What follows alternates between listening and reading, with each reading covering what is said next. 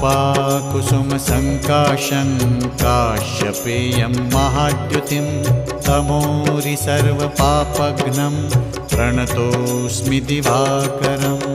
ॐ ह्रां ह्रीं ह्रौं सः सूर्याय नमः। ॐ ह्रां ह्रीं ह्रौं सः सूर्याय नमः।